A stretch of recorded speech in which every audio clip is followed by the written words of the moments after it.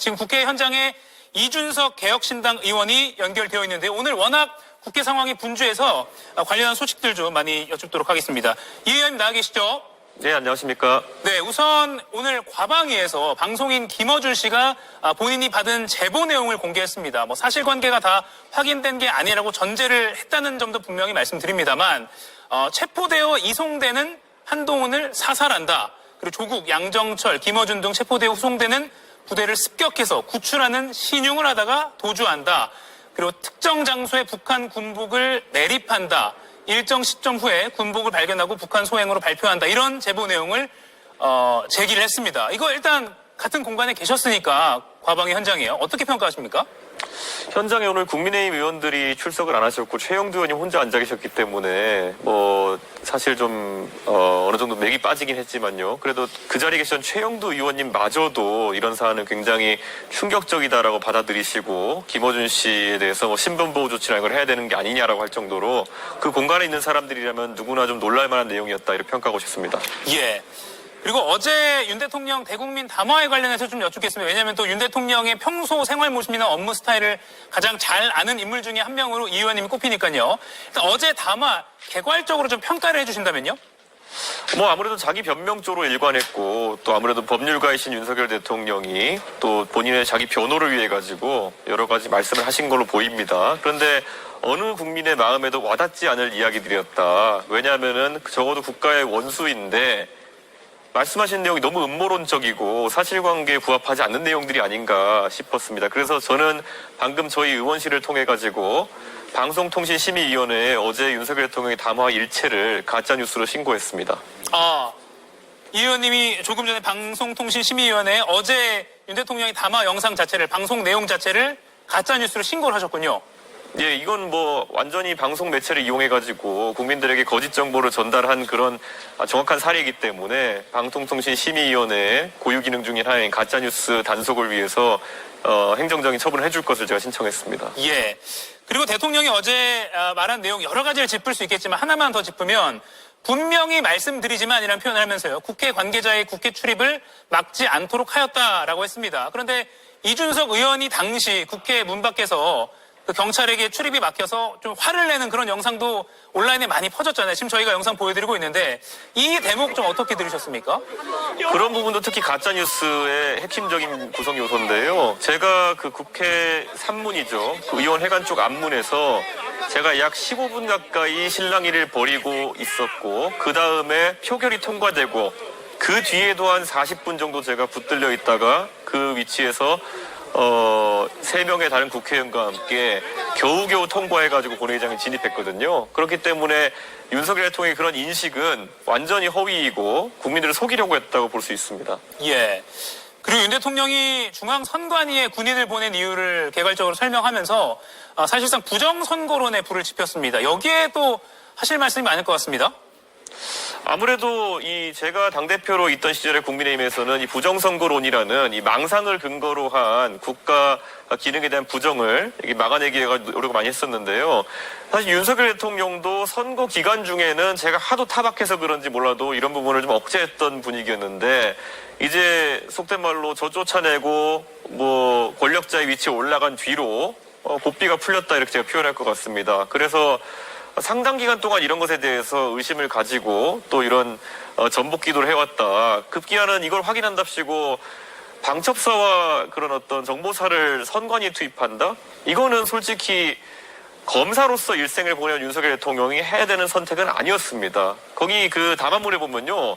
국방부 장관에게 지시해가지고 이런 것들을 조사하라고 했다지 않습니까? 세상에 이런 것들을 조사하러 국방부 장관과 군을 동원하는 사람이 어떻게 대통령을 할 수 있겠습니까?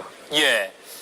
비슷한 맥락에서 오늘 중앙일보 칼럼에 보니까 권력 중독, 유튜브 중독, 알코올 중독이라면서 윤 대통령의 문제점을 꼽은 칼럼이 있습니다. 윤 대통령의 평소 생활을 아시니까 이 극우 유튜버의 영향을 많이 받고 있는 것 같다. 이런 정치권이나 언론의 평가 동의하십니까?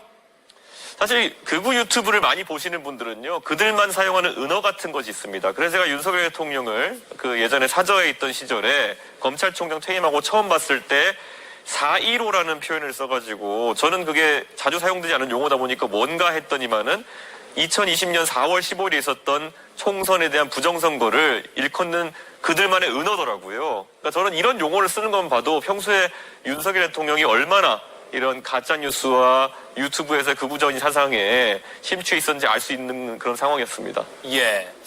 어제 그 29분 4차 대국민 담화로 꼽히는 그 대국민 담화, 대통령실 참모와 조율 없이 본인 의견을 본인이 거의 그대로 담은 거라고 봐야겠죠? 보통 그렇게 녹화해서 지연 방송을 하는 경우에는 내용적으로 문제가 되는 내용을 좀 필터링하고 이런 목적이 있었다고 보이는데요. 그런데 어제 그 담화 내용을 보면은 과연 이제 대통령 주변에 사람이 단 한 명이라도 대통령을 위해서 말할 사람이 있는 것인가, 아니면 말 그대로 이제 더 이상 대통령과 엮이지 않으려는 그런 사무적인 일만 하려는 사람들이 있는 것인가, 이런 고민하게 만듭니다. 내용 자체도 아까 말씀드린 것처럼 엉터리에다가 국민들이 바라는 지금 시점의 메시지도 아니었다 이렇게 생각합니다. 네. 주변에서 이렇게 충원을 하거나 조언을 하는 참모가 없는 것 같다 이렇게 보시는 거군요. 본인은 이미 옳고 그름 또는 무엇이 지금 상황에 필요한지 등을 판단할 능력을 상실한 상황이다. 저는 이렇게 보기 때문에 지금 윤석열 대통령이 단 1초라도 더 집권하고 통치하는 것은 국가를 위해 매우 위험한 상황이다. 이렇게 생각합니다. 예. 그리고 어제 민주당에 대한 적개심도 상당히 직접적으로 표출된 담화였고 목소리 톤도 녹화 장면을 보면 굉장히 높았습니다. 이 시점에서 윤 대통령이 그런 식의 29분 담화를 내놓은 거는 어떤 전략일까요? 결국 본인이 지금 저지른 일이 얼마나 심각한 일인지에 대해 가지고 인식 자체가 없는 것이죠. 그래가지고 이게 전형적인 온 국민에 대한 2차 가해를 하고 있다. 전 이런 생각이거든요. 그래서 저는 이분이 아직까지도 반성의 기조라든지 아니면 상황을 수습하려는 의도보다는 제가 몇 번 언론 나가서 얘기했지만은 마지막 한 방을 노리는 도박적인 어떤 수를 쓰지 않을까라는 우려를 더 키우는 상황이다. 이렇게 말씀드릴 수 있을 것 같습니다. 그 마지막 한 방이라면 보수 세력을 결집해서 헌재에서 판단을 기다려보겠다 뭐 이렇게 보면 될까요? 대체로 그런 맥락인 거로 보이고요. 그러다 보니까 지금 대다수의 국민은 배척할 수밖에 없는 부정선거에 대한 담론이라든지 이런 것들 계속 내세우고 있고요. 저희가 사실 뭐 여러 가지로 제가 예전부터 한 1, 2년 전부터 이분이 돈키호테에 가까운 분이다라고 얘기했는데요. 망상이 굉장히 심각한 상태인 것 같다 이렇게 말씀드리겠습니다. 예. 그리고 지금 혹시 김건희 여사 상황에 대해서 제보를 받으시거나 파악되시는 게 있으십니까? 김건희 여사의 거취나 현재 상황에 대해서는 제보를 들은 바가 전혀 없습니다. 예. 예. 알겠습니다. 내일 탄핵안 표결인데 일단 국민의힘에서 공개적으로 찬성을 표시한 의원은 현재까지 7명입니다. 뭐 이른 판단일 수 있겠지만 내일 결과 어떻게 좀 예상하십니까?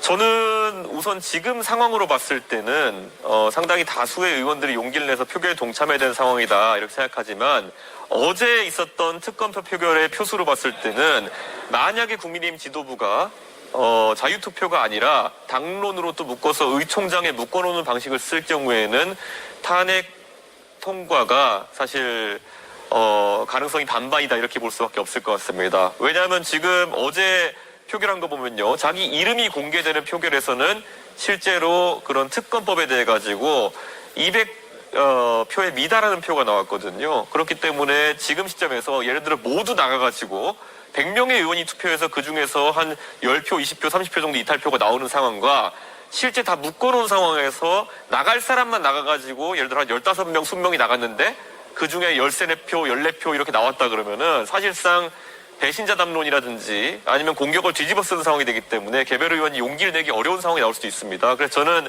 국민들께서 국민의힘에서 자유투표를 허용하도록 그렇게 지금 강한 의견을 내주셔야 된다 이렇게 생각합니다. 예. 마지막 질문 드리겠습니다. 지난주보다는 내일 찬성으로 통과될 가능성이 크기 때문에 이 질문 드립니다. 만약에 찬성으로 통과가 되면 한덕수 국무총리가 이제 권한대행 체제로 우리 국정을 이끌어 갈 텐데 이것도 불안해하는 국민들이 많습니다. 탄핵안이 통과된다면 그 후에 우리 사회, 우리 정치권 어떻게 가야 한다고 보십니까? 저는 탄핵안이 통과되면요 가장 우려되는 것이 헌법재판소의 입장입니다. 헌법재판소가 아직까지는 정확하게 이 탄핵 사건이 어떻게 처리될지 가지고 입장을 안 밝히지만은 만약에 통과되면요 과연 그 선입선출의 원칙, 그러니까 먼저 들어간 탄핵안을 먼저 처리해야 되는 것인지 이런 원칙을 바르게 세워야 되거든요. 왜냐하면 지금 뭐 장관도 여러 명 탄핵 절차에 돌입해 있고 검사도 지금 몇 명 탄핵 절차에 돌입했고 이렇기 때문에 원래 형사재판의 원칙을 준용하는 그런 탄핵 심판의 경우에는 먼저 들어온 것을 먼저 심판하게 되어 있습니다. 근데 지금 보시면요. 저희 과방위에서 이제 주로 다뤘지만은 이진숙 방통위원장에 대한 탄핵도 지금 2차 심리까지밖에 가지 못했거든요. 예. 벌써 8월 초에 탄핵한 다음에 4개월이 지났습니다. 그럼에도 아직까지 결과가 안 나왔기 때문에 만약 이런 걸 다 처리하고 대통령 탄핵안을 심리한다 그러면은 이거야말로 국가 혼란 상태가 길어지는 것이기 때문에 헌법재판소가 이런 부분에 대해 가지고 국민들이 심려하지 않도록 명확한 원칙을 세워서 가장 중요한 대통령 탄핵을 먼저 심사하겠다. 이런 원칙을 세워야지만 그런 대행체제나 이런 것들도 장기화되지 않고 국가가 좀 국제적으로도 이런 좀 혼란스러운 상태를 빨리 벗어날 수 있다는 신뢰를 심어줄 수 있다. 그래서 전 정치권에서 한 목소리로 헌법재판소가 최우선적으로 대통령 탄핵안을 심리할 수 있도록 요구해야 된다. 이런 생각을 합니다. 예, 알겠습니다. 여기까지 듣겠습니다. 개혁신당 이준석 의원과 이야기 나눠봤습니다. 고맙습니다. 예, 감사합니다.